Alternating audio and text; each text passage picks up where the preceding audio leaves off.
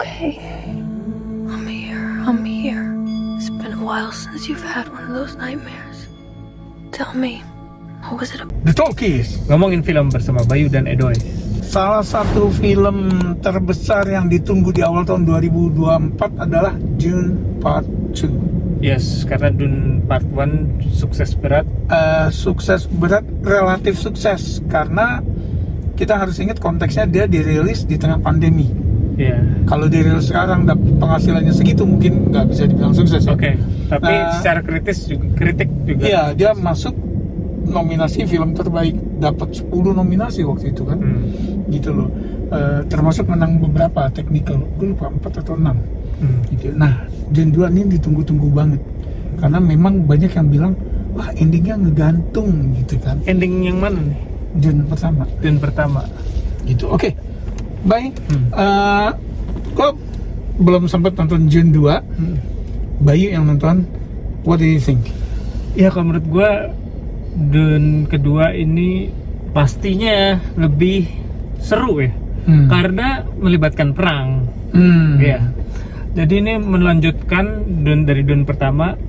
Kalau kita ingat si Paul Atreides bergabung dengan Freeman bersama ibunya. Jadi ini adalah perjalanan karakternya si Paul dari orang asing di Freeman sampai dia menjadi pemimpin di situ. Oh, Freeman ini yang membernya tuh Zendaya, Yes, jadi Javier Bardem gitu ya. Tribe dari padang pasir itu, penduduk asli di Arrakis ya. Yang jadi mereka punya kekayaan spice yang diambil oleh Emperor ini. Iya. Nah, melalui si Harkonnen ini yang gundul itu, monster yang jahat. Dave Bautista. Iya, salah satunya Dave Bautista. Jadi di sini kita ngelihat nih perjalanan si Paul ini, gimana dia tadinya pasti dilihat dipandang sebelah mata ya. Jadi kita juga bisa ngelihat nih antara ibunya dan Paul tuh punya tujuan berbeda sebetulnya. Oh, oke. Ya, karena si ibunya tuh dari Bene Gesserit. Iya. Kayak kalau di Lord of the Rings tuh kayak si Cate Blanchett ya. Ya. Semi peri bidadari gitu. Semi peri. Dia tuh punya kekuatan supranatural yang menurun ke si Paul gitu. Nah, si Bene Gesserit itu udah beratus-ratus tahun dia memplanting ke suku Freeman ini bahwa suku Freeman ini akan ada Messiah yang datang gitu, akan ada Imam Mahdi yang bangkit kembali yang namanya Lisan Al-Gaib. Tadinya wah Lisan Al-Gaib nggak percaya karena cungkring gitu terus si Paul ya. Si Paul. Dan Paul tuh di novel kan masih ABG ya. Masih ABG. Di situ pun ya pemuda lah, pemuda. Tapi justru sebetulnya ya dengan bantuan kekuatan ibunya dan kekuatannya dia yang mulai didevelop sendiri. Dia yang tadinya dia tuh sebetulnya murni ya, tadinya kayak gue bukan Messiah gitu. Tapi gue akan membantu lo melawan Harkonnen karena dia menumpas keluarga gue. Nah, sebetulnya niatnya mulai dari itu, tapi karena susah masuknya. Tunggu, ini bakal spoiler gak? Enggak sih. Oke. Jadi dia memanfaatkan keluguan Freeman itu. Kalau ibunya kan bilang lo jadi Messiah aja udah gitu. Akhirnya si Paul memutuskan untuk ke arah situ gitu. Sehingga dia dianggap Lisan Al-Gaib, tapi dia membuktikan bahwa dia tuh layak dibilang Lisan Al-Gaib gitu. Itu sih sebetulnya ceritanya. Jadi kan Dune ini bakal ada Dune 3 ya. Kan si Denis Villeneuve bilang dia lagi working on the third script. Iya, karena udah di green light ya. Jadi kalau kita ngeliat ending Dune 2 ini agak sedikit gantung juga. Cliffhanger ya. Cliffhanger yang gua akan ngomong ke lo. Terus memang Dune ini kan sebenarnya dari buku klasik sci-fi dan udah difilmkan berapa kali dari David Lynch sama tahun 2000 yang mini seri ya. Ya.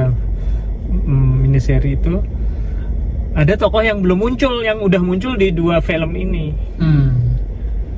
Jadi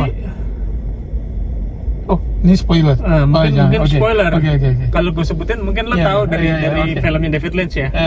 Oke. Tapi jadi ada perubahan sedikit. Jadi kan kalau Dune 1 tuh faithful to the book ya.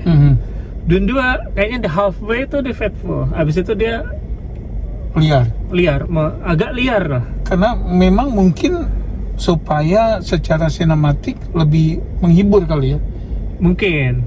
Gitu. Kan buat karena sebagian orang, gue udah sempat baca bukunya, tapi gue nggak inget dan gue merasa terhibur banget dengan film ini. Jadi film ini kayak ya udah jelas epic ya. Gue nonton di IMAX, which is the best way to see it gitu, karena lu benar-benar full screen. Lu lihat padang pasir, ngeliat sandworm, terus sama ini yang harus diingat adalah si Denis itu bangun set.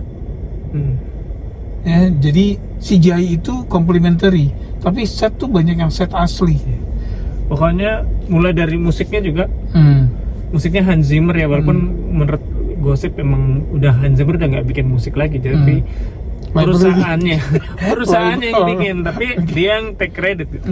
Cuman jadi scoringnya oke, gambarnya udah jelas. Greg Fraser ya menang Oscar di Dune pertama. Actionnya keren karena dia juga muncul tokoh villain baru ya. Muncul tokoh villain baru yang dahsyat juga gitu. Si Austin Butler sebagai Fayed. Fayed itu di film 84 Sting ya yang mainnya. Iya. Dan ada battle-nya sama si Paul. Jadi seru banget lah pokoknya. Iya, kalau di Dune yang 84 tuh duelnya Fayed sama Paul tuh di tengah-tengah. Di sini jadi jadi kalau secara timeline itu ngacak berubah. Jadi berubah. Jadi timelinenya dirubah. Itu berarti si Denis memakai pendekatan seperti si Peter Jackson di Lord of the Rings. Dia kan ngacak-ngacak kan, ada elemen di buku ketiga udah masuk di film pertama gitu kan.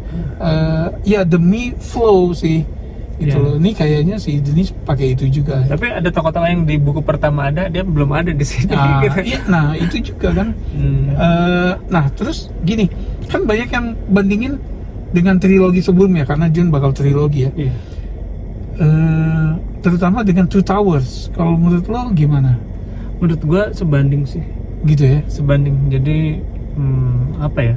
Ya kayak fresh gitu nonton. Kayak kita nonton Two Towers kan, Lord of the Rings trilogi itu sama kayak original Star Wars tuh kayaknya efeknya sama nih sama Dune. Oh iya, lo ngomong Star Wars tuh ada juga yang bilang bahwa Dune Part 2 itu Empire Strikes Back-nya this generation. Lo?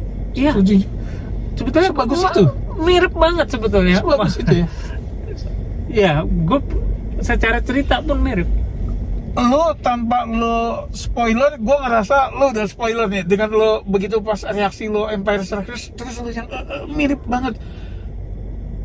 Cliffhanger-nya Empire kan ada satu tokohnya si Han Solo yang dibekukan kan? Enggak, tenang, aman. Oke. Jadi lo nonton lah. Oke. Gue akan nonton. Oke, ini gue kasih nilai maksimal dari gue lah. Ini cukup menghibur semua. Mungkin kalau ada kekurangannya buat gue ya. Jadi pada saat udah tengah-tengah nih, pace-nya jadi lebih cepet banget.